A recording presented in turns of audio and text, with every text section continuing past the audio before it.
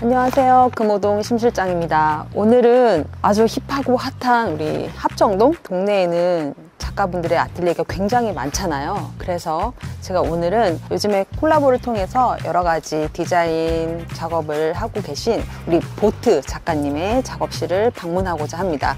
작업실을 여러분들하고 같이 이제 공유해서 쓰는 걸로 알고 있는데 오늘은 또 누가 계신지는 모르겠어요. 한번 이 건물 4층에 있는데 같이 올라가 보실까요?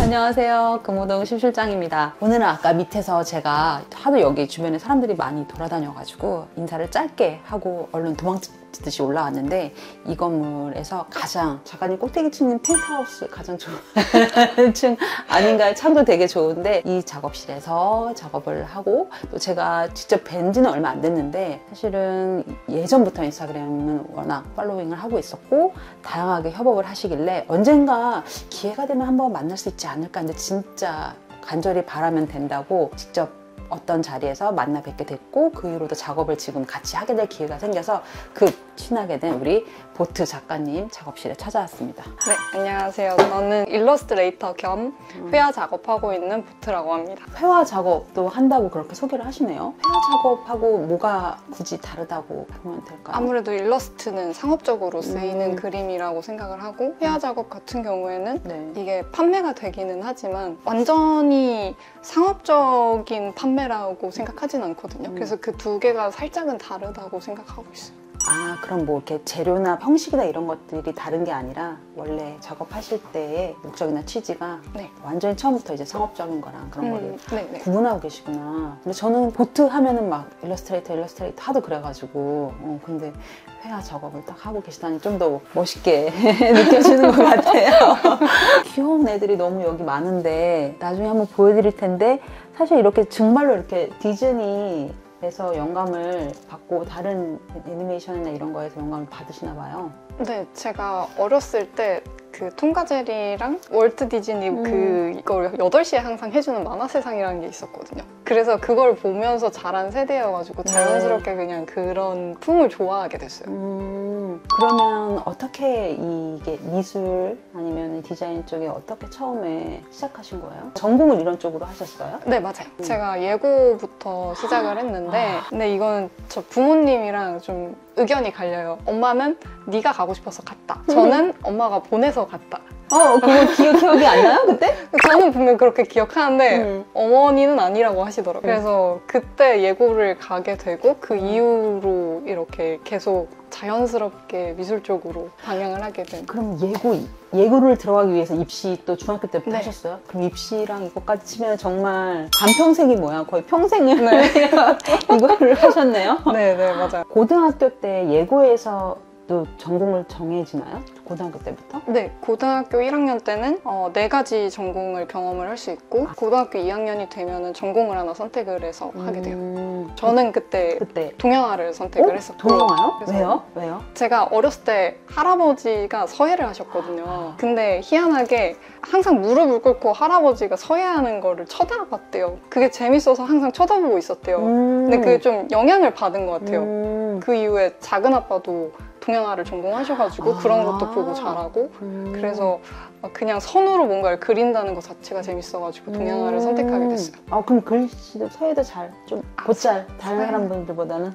그렇지는 않아요. 그렇진 또 않은 것 같아요. 졸업작품 되게 궁금하다. 어떤 졸업작품 했길래 이런 쪽으로 왔는지. 근데 졸업작품은 완전 다른 거였어요. 네네. 그리고 원래는 대학원을 갔다가 대학원에서 좀 동양화로 내가 계속 살 수 있을까? 동양화를 하면서 살 수 있을까라는 고민을 하다가 이게 좀 안 맞는 거예요. 그래서 디자인을 준비를 했고 디자인 회사를 들어갔다가 이틀 만에 관두고 대학원은 동양학과를 나왔어요? 중퇴했어요. 그래서 그 디자인 회사를 들어갔다가 이틀 만에 관두고 나오게 됐죠. 성격으로 봐서는 야무지게 막 해낼 그런 성격일 것 같아요. 네가 이기나 내가 이기나 그런 거 아니고 그냥 그만두셨네. 이틀 만에 그게 딱 느껴지던가요? 앉는 순간 알았어요. 어머! 의자에 앉는 순간? 네, 의자에 앉는 순간 여긴 나랑 맞지 않는다. 아하. 그래서 나와서 그럼 내가 뭘 좋아할까? 내가 뭘 할 수 있을까라고 고민을 하다가 어쨌든 그림을 그리고 싶은 거예요. 그래서 디자인을 하면서 준비했던 게 일러스트도 같이 했었기 때문에 일러스트를 그럼 내가 좀 해봐야겠다. 상업적으로 이용할 수 있는 그림을 좀 그려봐야겠다 해서 처음 입문을 하게 된 거죠. 그럼 대학원 때 조금 그래도 대학 때보다는 조금 시간도 본인이 막 쓸 수 있고 이러니까 거기에 조금 디자인 쪽으로 개인적으로 또 네. 툴, 프로그램 이런 거 다루시면서 준비를 하셨구나. 네. 캐릭터가 있잖아요. 네. 그 캐릭터 안에 또 성격들도 있고 각자의 역할도 있고 그런데 그런 거 잠깐 직접 보면서 네. 저기 지금 작업 중인 거 한번 네. 같이 한번 볼까요? 작가님 작품 캐릭터 중에 가장 널리 알려져 있는 게 이 고양이잖아요. 근데 작업실에 고양이는 없네요? 다 포장되어 있어요. 살아있는 고양이 키우잖아요. 저 고양이를 안 키워요. 근데 고양이 어디서 났어요? 얘 갑자기 캐시는 작가님 작품 얘 되게 중요하잖아요. 캐시. 그게 이유가 있는 게 제가 고양이를 안 키우는데 길을 돌아다니면서 길고양이 보는 걸 되게 좋아해요. 그래서 그 고양이들을 보면 얘네들이 제가 키우는 애들이 아니니까 당연히 저한테 경계를 하잖아요. 그래서 그 모양을 본따서 만든 거예요. 저를 항상 경계하고 저를 보면서 두려워하는 그 모습을 보면서 이거 어쩌면 되게 재밌게 나올 수 있겠다 싶어가지고 그리게 된 캐릭터예요. 얘는 두려움과 불안이라고 봐주시면 될 것 같아요. 항상 그 요즘 현대인들이 느끼는 여러 가지 감정들을 캐릭터에 담으시잖아요. 네. 근데 그 요즘 사람들이 가지고 있는 이제 불안함과 뭐 경계나 이런 것들을 얘가 캐시가 가지고 있구나. 늘 약간 항상 좀 화나 있고 그런데 털도 곤두서 있고 그렇죠? 네, 맞아요. 얘 말고도 되게 다양한 캐릭터가 있는데 이 친구는 되게 처음 봤어요? 아니면 제가 못 봤나? 이게 그 원래는 전신으로 되어 있는 곰돌이가 있는데 네. 그 조금 더 조그만한 버전이 있는데 걔를 얼굴만 한번 만들어 본 거예요. 그래서 얘는 좀 테스트용으로 사실은 친구 선물 작가님 친구 되면 좋겠다 이런 것도 선물 받고. 네, 그래서 선물을 주려고 지금 이거를 만들고 있는 중인데 그렇게 말하고 몇 달간 진행 중이에요. 어떻게 보면 되게 평면같이 우리가 이제 핸드폰이나 이런 데서 화면에서 보면 이게 되게 평면 작업인 것 같은데 사실은 이렇게 되게 입체적이거든요. 입체적이고 이 하나하나 다 이렇게 퍼즐처럼 구멍에 끼우고 이렇게 돼서 이런 것들이 다 알고 보면은 단독으로 입체적인데 만나면 하나의 큰 이제 드로잉이나 회화처럼 보이게 되는데 그 경계가 이런 선으로 되어 있어서 이 선 자체도 굉장히 계산적이어야 되고 이 선이 되게 중요하잖아요. 근데 동양화 그리고 할아버지가 서예를 하셨다고 하니 정말 이해가 되네요. 일러스트레이터로 좀 살아간다는 거? 그게 좀 어떤 것들이 좀 좋은 점도 있지만 어떤 부분은 또 아쉬운 점이 있는지? 이게 그것까지는 좀 시간이 걸리는 것 같아요. 제 거를 온전히 쓸 수 있는 그러니까 제 캐릭터를 그대로 가져다가 콜라보를 할 수 있는 단계까지 올라가는 게 좀 시간이 걸리는 직업인 것 같아요.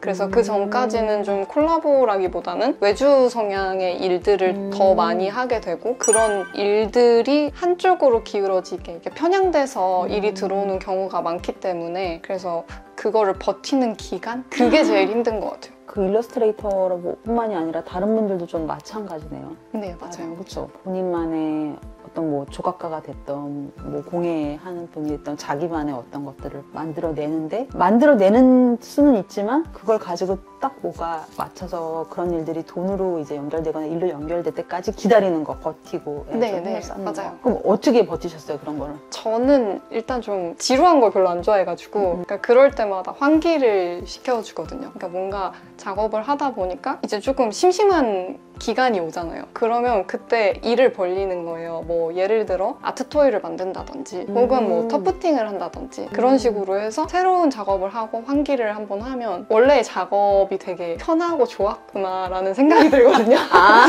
아니 소중함을 깨닫는 거예요? 네, 소중함을 빠지는 게 아니고. 네, 소중함을 깨닫고 네. 다시 돌아가서 정신을 차리는 거죠. 그러려고? 네. 제가 봤을 땐 거의 막 어느 정도 올랐다? 근데 오르면 사실은 안 되잖아요. 내려오면 안 되잖아요. 계속 올라가야 되잖아요. 그런 거는 뭔가요? 그 다음 단계는 또 다른 캐릭터의 개발인가? 아직은 전 시작 단계라고 생각을 하거든요.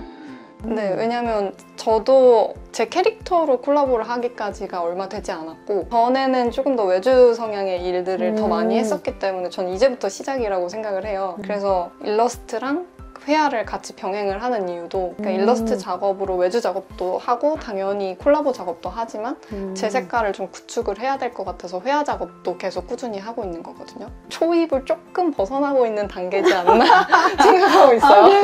네. 그러면 내년에 초부터 굉장히 바쁘시네요. 그럼 얘가 거기 나가나요? 얘는 아닌가? 얘는 아마 안 나갈 것 같고 지금 이 테이블로 쓰이고 있는 얘 사실 테이블이 아니에요. 얘 이렇게 얘가 이제 여기 되기 전. 네, 이 친구가 아마 거기에 가지 않을까. 얘요? 네. 그래요? 궁금하네. 너무 좋아하실 것 같아요, 일본 분들도. 저도 미리 그 소식을 알고 있어서 되게 응원했지만 내년에는 좀 약간 올해 활동하고 조금 다른 길이 펼쳐질 것 같네요. 약간 조금 더 전시나 조금 그런 쪽으로, 그쵸? 네, 맞아요. 상업적인 활동보다는. 네, 그래서 내년이나 내후년 정도에는 사실 개인전을 하고 싶다는 목표를 갖고 있기는 해요. 대신 저랑 진짜 결이 잘 맞는 갤러리를 만났으면 좋겠어요. 갤러리 열어야 되나?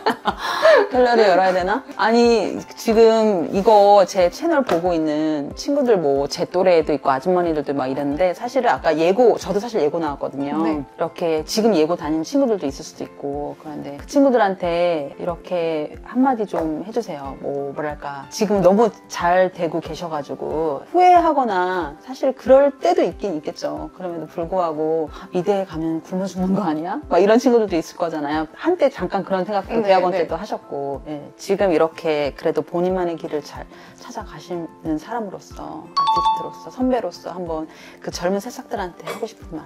저는 생각보다 지루한데 그걸 잘 버티는 사람이기는 해요. 뭐가 됐든 버티고 당연히 열심히는 해야 돼요. 버티고 열심히 하면은 언젠가는 좀 원하는 곳에 가 있다? 그래서 생각보다 바로 앞만 보면서 달려가면 덜 힘든 것 같아요. 그러니까 너무 내가 가고자 하는 궁극적인 목표가 저 멀리 있는데 그것만 바라보고 가면은 좀 지치거든요. 내 앞길을 보면서 천천히 가다 보면 그러다가 좋은 동료도 만나고 그러다 또 좋은 기회도 생기고 그러다 보니까 좀 그렇게 차근차근히 앞으로 밟아가셨으면 좋겠는 그런 마음입니다. 지루한 것을 못 버티는 그런 성향이 뭐든지 이렇게 빨리 그냥 그만두고 다른 거 이런 걸로 연결될 줄 알았더니 오히려 그런 거랑 또 다르게 작용을 하네요. 그런 것들이. 그냥 지루한 틈이 없게 만드는 거죠. 지루하면 다른 거 하고 다시 돌아오고. 갔다 돌아오는 게 중요하구나. 네, 맞아요. 글로 가는 게 아니라. 네. 술 드셔도 집을 잘 찾아요. 맞아요. 진짜 잘 찾아가요. 집 멀잖아요, 근데. 네. 여기서도 집 잘 찾아가요? 네, 거기까지? 너무 잘 찾아가요. 1호선 끊기면 어떻게? 버스가 있어요. 역시 술생활 몇 년째니까.